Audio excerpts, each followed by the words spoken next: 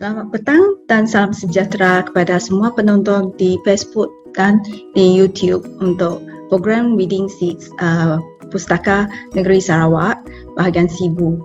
Saya Dr. Antonia King dari Klinik Kesihatan Jalan Oya. Pada petang ini saya akan berkongsi tentang topik cerebral palsy. Sebelum itu saya berterima kasih kepada pihak Pustaka Negeri Sarawak kerana menjemput saya menjadi penceramah untuk program Reading Seeds hari ini. Okey, sebelum saya bermula, saya akan share slide saya.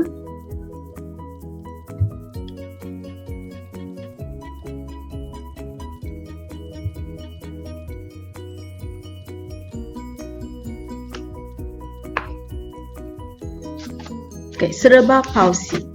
Apa itu cerebral palsy? Dari perkataan cerebral, kita tahu itu bermaksud dia sesuatu yang berkaitan dengan otak.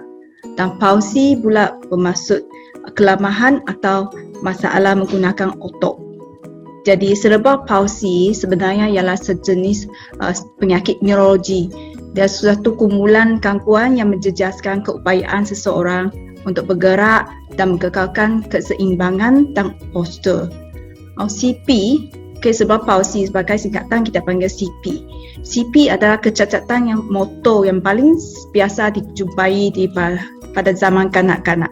CP disebabkan oleh perkembangan otak yang tidak normal atau kerosakan pada otak yang sedang berkembang yang menjejaskan keupayaan seseorang untuk mengkawal otaknya.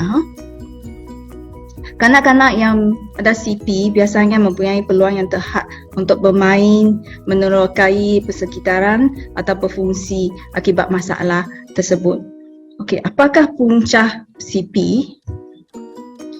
Okey, terdapat beberapa kemungkinan punca perkembangan atau kerosakan yang tidak normal. CP biasanya disebabkan oleh kecederaan otak yang terjadi semasa baby masih dalam kandungan, dalam proses persalinan, atau baby baru lahir atau kanak-kanak yang berumur kurang daripada 5 tahun. Sebab ini masalah otak yang masih berkembang. Okey, tapi kebanyakannya kes CP punca khususnya tidak diketahui. 10 sampai 15% kes CP ini berlaku semasa lahir, cedera lahir atau sebabkan kekurangan aliran darah ke otak semasa atau sebelum atau setelah baby lahir. Okey, baby peramatan berisiko lebih tinggi untuk mendapatkan CP, lebih kurang 10 kali lebih ganda lebih tinggi untuk dapatkan CP. Kemungkinan kerana saluran darah ke otak belum berkembang dengan sempurna, jadi mereka mudah mengalami pendarahan atau tidak dapat mengalirkan oksigen yang cukup pergi otak. Selain daripada itu, cedera otak yang disebabkan oleh kadar bilirubin yang tinggi di dalam darah, ini biasanya dijumpai baby yang baru lahir atau lebih dikenali sebagai penyakit kuning. Okay, yang penyakit kuning yang teruk ini biasanya boleh menyebabkan kenik terus dan menyebabkan kerosakan otak. Okay. Justru selain daripada itu, penyakit serius pada tahun pertama kehidupan bayi, misalnya encephalitis, meningitis, sepsis, trauma atau dehidrasi yang teruk boleh menyebabkan kerosakan kepada otak yang sedang berkembang.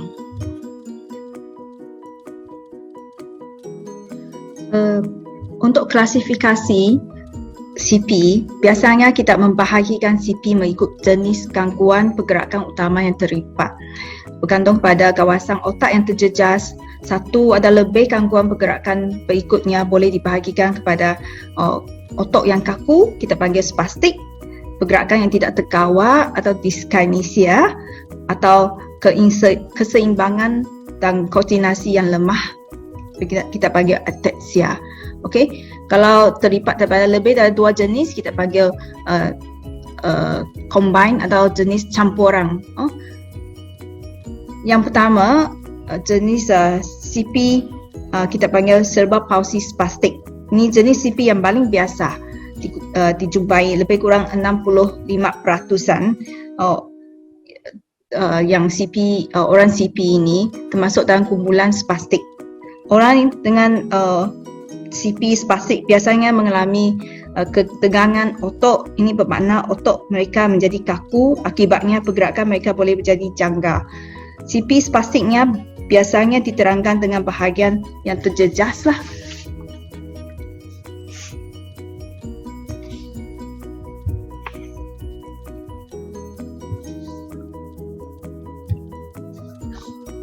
Okey, kita panggil ada yang dipanggil diplegia. Okey, diplegia dalam CP jenis ini kekejangan otot terutamanya di bahagian kaki dengan tangan lengan kurang terjejas atau tidak terjejas langsung. Orang yang mengalami diplegia spastik mungkin mengalami kesukaran berjalan kerana otot bahagian pinggul dan kaki yang tegang, menyebabkan kaki mereka bersatu, berpusing ke dalam dan bersilang di lutut. Juga dikenali sebagai scissoring atau seperti kunting.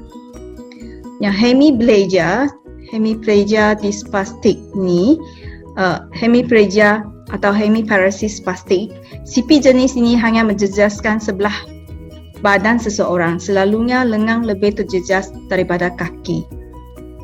Spastic quadriplegia, yang ini spastic quadriplegia. Spastic quadriplegia biasanya ini jenis bentuk spastik CP yang paling teruk sebab dia menjejaskan keempat-empat kaki, tangan, badan atau termasuk kadang-kadang termasuk muka juga. Orang yang mengalami quadriplegia ini biasanya tidak boleh berjalan dan selalunya mengalami kecacatan perkembangan lain seperti ketidakupayaan interaksi, sawan atau masalah dengan penglihatan, pendengaran atau pertuturan. Spastic dyskinetic, spastic cerebral palsy dyskinetic termasuk attitoid, choleoattitoid dan dystonic cerebral palsy. Orang yang mengalami dyskinetic CP mempunyai masalah untuk mengkawal pergerakan tangan, lengan dan kaki mereka. Ini menjadikan mereka sukar untuk duduk dan berjalan. Pergerakan tidak terkawal boleh menjadikan perlahan dan mengeliak atau pantas dengan tersentak. Kadang-kadang muka dan lidah terjejas dan orang itu suka untuk menghisap, menelan dan bercakap. Seseorang yang mengalami dyskinetic CP mempunyai ketegangan otot yang boleh berubah, berbeza dari tegang kepada terlalu lemah atau lembek. Bukan dari satu hari ke hari, malah dalam satu hari boleh bertukar-tukar juga. Jenis yang ketiga CP yang jenis ketiga itu ataxic. Ataxic cerebral palsy, orang yang mempunyai CP ataxic mempunyai masalah dengan keseimbangan dan koordinasi. Mereka mungkin tidak stabil apabila berjalan. Mereka mungkin mengalami kesukaran untuk pergerakan yang pantas atau pergerakan yang memerlukan banyak kawalan seperti menulis. Mereka mungkin suka untuk mengawal tangan, lengan apabila mencapai sesuatu. Yang terakhir tu kita panggil gabungan, campuran, CP campuran, mix. Sesetengah orang mempunyai gejala yang lebih daripada satu jenis CP, kita panggil ini CP campuran. Yang contohnya CP spastic dyskinetic, campuran spastik dengan dyskinetic.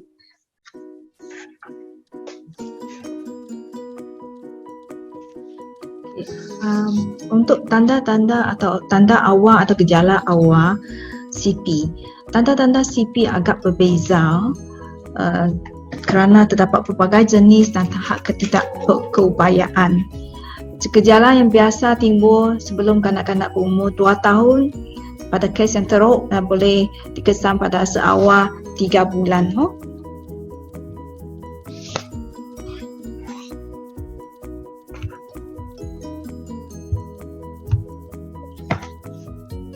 Gejala tanda yang terutama biasanya di kanak-kanak yang mungkin mengalami CP ialah kelewatan mencapai motor atau peristiwa yang penting pergerakan seperti berguling, duduk, berdiri atau berjalan. Kita panggil developmental delay. Untuk kita panggil peristiwa yang penting dalam perkembangan baby. Untuk baby, contohnya untuk baby yang berumur lebih daripada 6 bulan, sekiranya dia ada masalah kita panggil head leg, kepala dia ketinggalan apabila kita mengangkat dia, atau dari baby, semasa baby berbaring terlentang. Kedua, mungkin badan dia berasa kaku, kita panggil stiff, atau floppy, sangat lembek. Maka selain tu apabila dipeluk tu baby mungkin kelihatan seolah-olah menolakkan badan daripada kita. Dia bahagian kepala dia atau badan dia overextend. Satu lagi tu mungkin masa kita mengangkat baby, kaki dia akan menjadi kaku dan bersilan seperti gunting. Okay. Untuk baby yang berumur lebih daripada 6 bulan, baby mungkin masih tidak dapat berguling.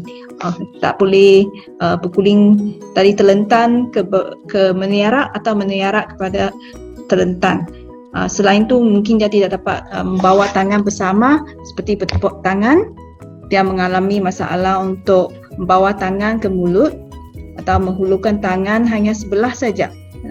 Sambil sebelah tangan tu masih dalam genggaman. Okey, untuk baby yang lebih daripada 10 bulan sepatutnya boleh merangkat, tapi mungkin mereka hanya merangkat secara condong dengan menolak sebahagian sebelah tangan dengan kaki saja, sampai mengerek tangan kaki yang sepertentangan. Atau mereka berpusing-pusing dengan punggung saja, langsung tidak merangkat. Ini semua tanda-tanda kelewatan dalam developmental delay, kita panggil kelewatan dalam pergerakan motor kasar, cross motor.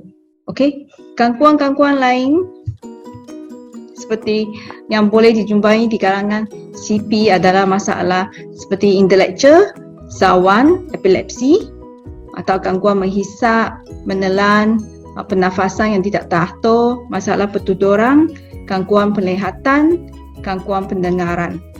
Okey, ini gambar. Okey, ini tak gambar yang head leg yang tadi saya cakap untuk baby yang kurang daripada 6 bulan. Mungkin dia sudah 6 bulan, kepala dia masih ketinggalan masa kita baby mengangkatkan baby. Ini baby floppy, yang lembek. Masa kita mengangkat dia, badan dia lembek ke bawah saja. Ini gambar baby scissoring, kita panggil scissoring. Kaki dia bersilan apabila diangkat.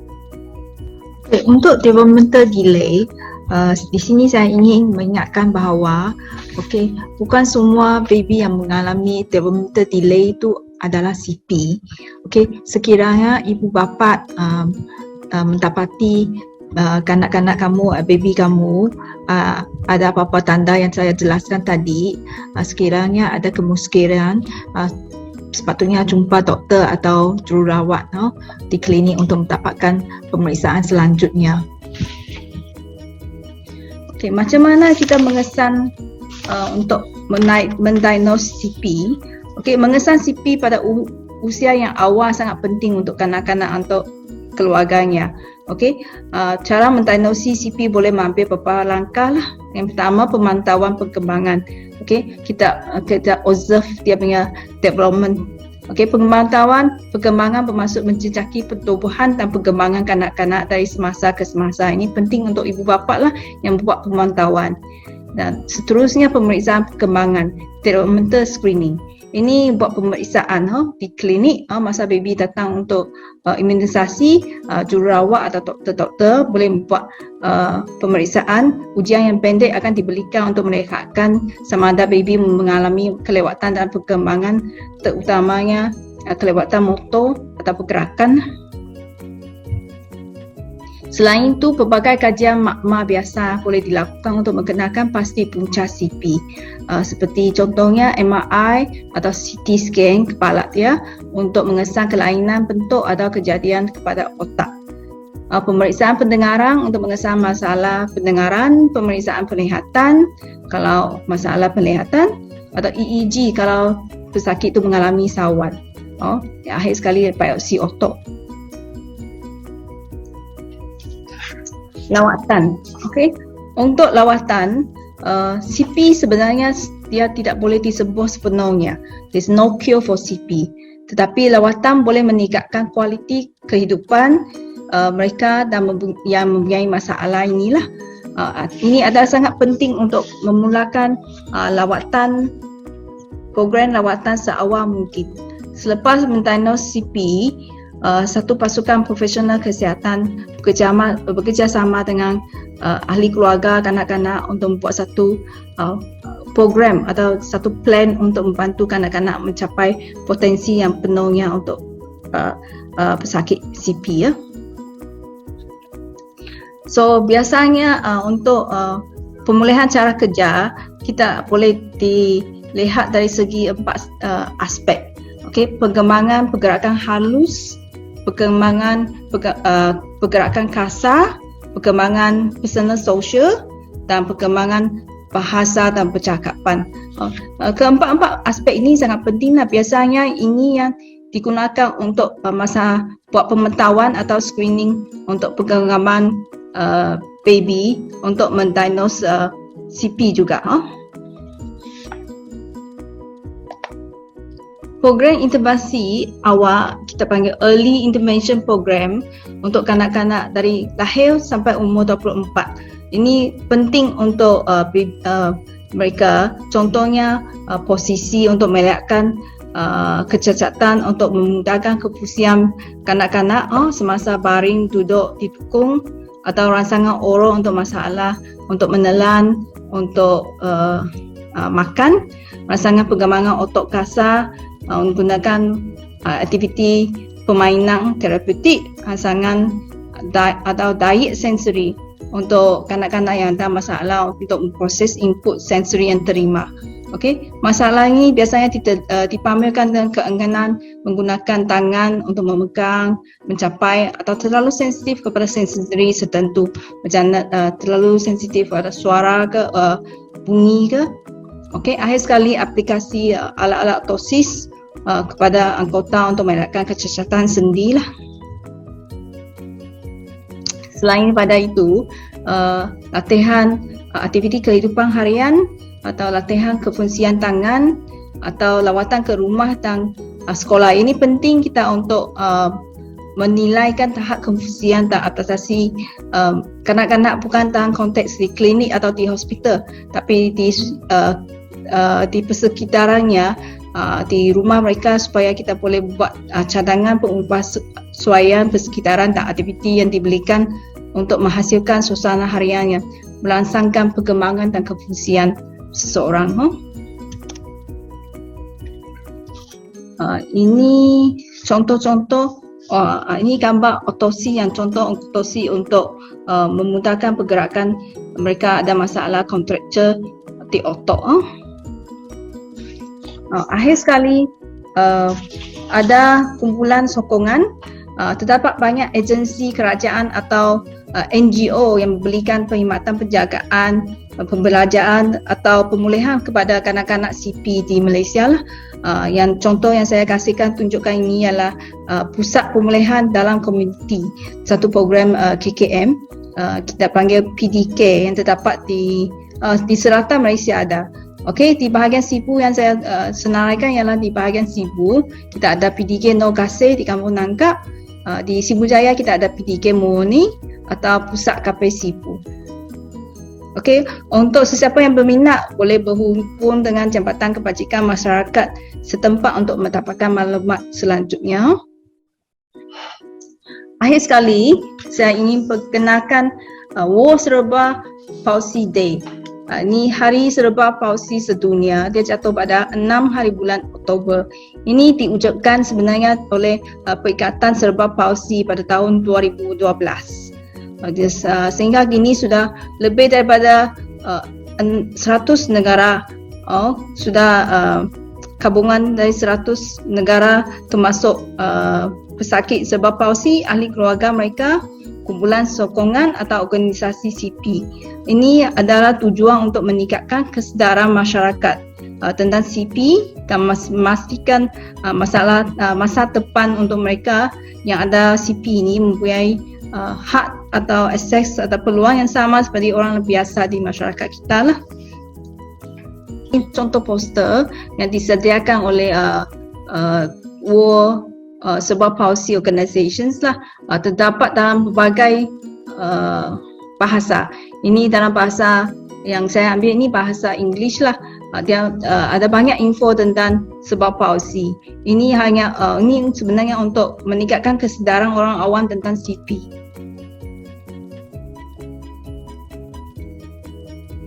Akhir sekali, ini rujukan yang saya ambil untuk sesiapa yang berminat untuk dapat info-info yang seterusnya tentang CP ini, boleh melayani portal My Health KKM atau Kementerian Kesihatan Malaysia, atau melayani website CDC.